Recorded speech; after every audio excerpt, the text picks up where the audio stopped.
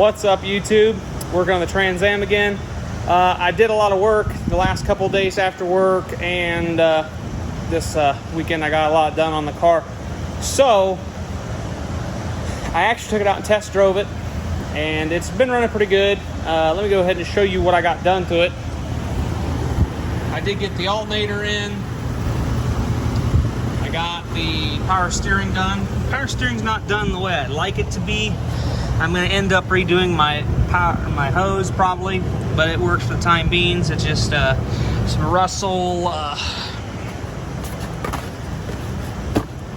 PowerFlex series hose, which I used some ends here.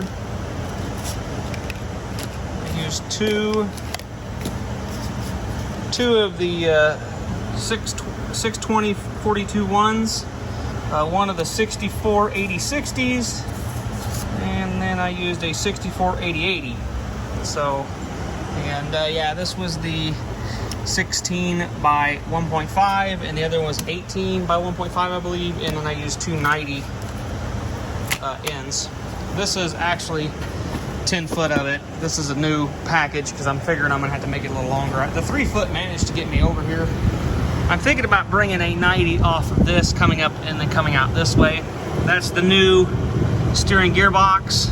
The close ratio steering gearbox is in there.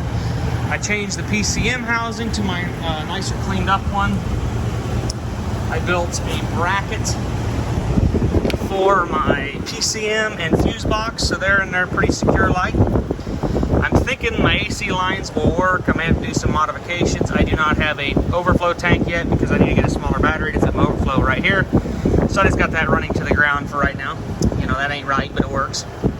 I still got to take this bracket off, clean it up a little bit and paint it, but for right now it's working pretty good. I probably need to add a lock nut to that, but yeah. Anyways, this is my power steering bracket. It holds my power steering. It's not rubbing. I got clearance around all my wiring. The return's just some 3/8 hose. As you guys can see down there, my pressure line for my power steering comes off the power steering pump, goes in between the belt, fits pretty good, and then goes out. Yeah, I got the longer bolt in the AC compressor. Yeah, it seems to work pretty good. Like I said, I took it for a test drive, put like 20 miles on it, and my back brake on that side was smoking real bad. I did get all my brake stuff, so that's what I'm working on today. The only other problem I had was this crank vent was closed, and apparently there's enough blow-by and pressure built up that it popped the dipstick out, or it could just blow the dipstick out because it's not. I put a new O-ring on it, so hopefully we won't repeat that problem. I got a couple wires that I noticed that I didn't like how they're routed now that I drove it a little bit, so we'll reroute them a little bit. Yeah, the brake situation. I'm gonna let you guys in on a little secret on this car. If you guys got an early 3rd gen F-body with disc brakes, and you got the counterbalance brake calipers, apparently these are pretty hard to come by, and you are going to pay for them. You know, you get a front one for like 20 to 30 bucks max. These are 70 bucks a piece. Yeah. So I ended up going with stock replacements because my diff is welded. Therefore, I cannot get my axles out. If I could have got my axles out, I would have bought a disc brake kit for 400 bucks. I could have got slotted drilled rotors, stainless steel braided brake lines, stainless steel braided parking brake cables, and it comes with tabs to weld on for your hose and everything, and they would bolt right up to this because this is the same 4-bolt pattern, I believe. Yeah, this is the 4-bolt pattern, like a 10-bolt, so this would have accepted the disc brakes just fine. But yeah, I would highly recommend going with the disc brake conversion kit because I have $400 and 2 calipers, 2 rotors, 2 hoses, because this is hard lined on this side, and then it's rubber hose on the other side because the caliper sets opposite to it. Yeah, I went ahead, took that line off, no fluid came out of it, so my guess is that line is collapsed, which I'm thinking I got a front one that way too. So hopefully this will be, I had to actually take the air hammer and beat around here to break the rust loose. I'm gonna go ahead and never seize that before I put the new rotor on. But I had a lovely problem. By the way, all these are bubble flared on this car, which I found very weird, but instead of inverted flare, double inverted flare. I got the new hose over here ready to go. That's hooked up. I did not redo my lines for the bubble flare. I'm just chancing it, so I'm sure I'll have leaks everywhere. But I ended up ruining the line that runs to the front of the car. So I put a union in there, and then I ran some of my nickel copper line up. You really can't see that very well, but yeah, there's the new T line that runs down. Yeah, there's some of my lovely fuel routing. I'm gonna go ahead and change some of that up, how it's setting anyways. Zip tie some stuff down.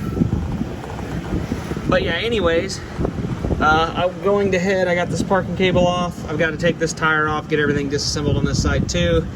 Probably go ahead and get this side reassembled, and then I got to bleed everything. I went ahead and evacuated my master cylinder on both sides.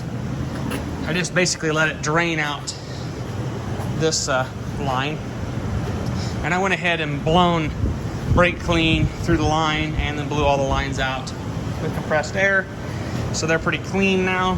So I'll have new brake fluid from the front to the rear, except for what's in the proportioning valve. Hopefully there's not a bunch of crap in the proportioning valve. I'm sure there is. But I went ahead and changed out the rear fluid, the rear reservoir, or the front. The rear reservoir on the master cylinders for the front brakes, and the front reservoirs for the rear brakes. So the front reservoir for the rear brakes is empty. I went ahead and sucked out the fluid. As you can see, there's nice new fluid in there. Cleaned the master cylinder out, so it's clean. I'll dump new fluid. I'll probably bleed the rear brakes using my power bleeder wherever it is. Hopefully somebody didn't borrow it, and I know where it's at. This might be an interesting ordeal if I don't have my power bleeder. I guess I do it with my Mighty Vac, but I just don't like doing it that way. Where is it? I'll be dipped.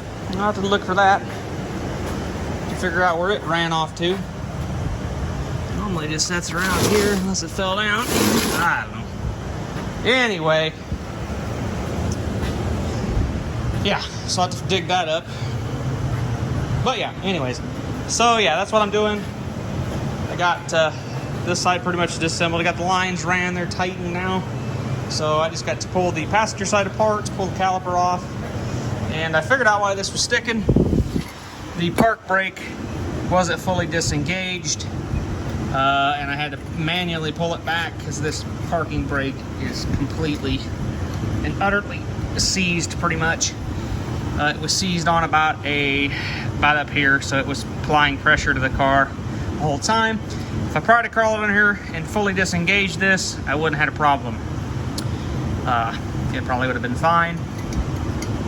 But anyways, that's what I'm doing today, and yeah, I wanted to get it pretty much kind of buttoned up. I want to tool around with it a little bit after I get the brakes done. I still got to do front brakes because I think one of my rubber lines collapsed. Eventually, though, I'll probably pull the wheels off, and if the calipers themselves, if I can get them to bleed, I'll probably bleed them out, bleed new fluid into them. But I'm guessing one won't bleed because it's probably got a collapsed rubber line. And I thought about just running the factory calipers right now because I've got a few other projects and stuff I want to do to get kind of done on some other vehicles that are needed. Unlike this car is not really a needed car, not everyday car anyways. So I kind of want to get this car operatable and I can drive it around so it's mobile. It's mobile now, so I mean I can drive it around now. That's not a problem. But I mean I want it to be kind of dependable. I can take it on a little bit of a road trip if I needed to. But anyways, I want to get this done to operating and get it kind of out of the way for this other upcoming project I'm doing. I've got some other projects, little projects that I probably won't even record on. I've got my Dodge. I've been driving it. Really haven't got a lot of stuff for it. Haven't really got anything. I got some lights I'm probably going to put under the dash, but yeah, that's about it on that project. I've got my Suburban, a 2000 or 2001 Chevy Suburban. That's my winter beater. I have a few videos on it actually. I actually have like a year of backlog footage on that vehicle that I want to put up, and I think I'm going to start putting that up on like a Monday, like a daily driver Monday, because that's kind of considered a daily driver in the wintertime. Actually, I've been driving it here the past couple of days because I needed the extra row of seatings.